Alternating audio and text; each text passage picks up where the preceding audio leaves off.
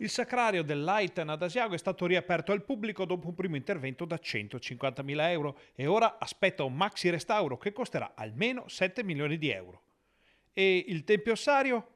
Per il sacrario di Bassano del Grappa si parla da anni di interventi e di stanziamenti, ma finora gli unici finanziamenti sono quelli che hanno sorvolato la città del Ponte per atterrare direttamente in altopiano.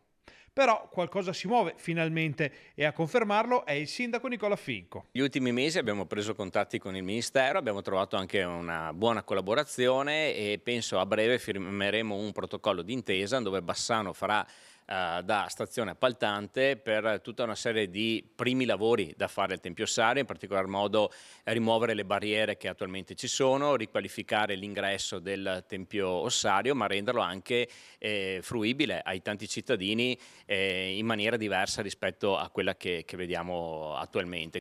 Il percorso non sarà né semplice né breve, ma almeno è un primo passo che conferma che l'attenzione per il monumento c'è. C'è l'impegno sia da parte del Ministero ma anche da parte dell'amministrazione di andare avanti. Con questo non è che nel giro di poco tempo avremmo il Tempio Ossario rimesso a nuovo, però il Ministero ha dimostrato la volontà un po' alla volta di mettere quelle risorse necessarie e iniziare soprattutto un piano di riqualificazione del sito.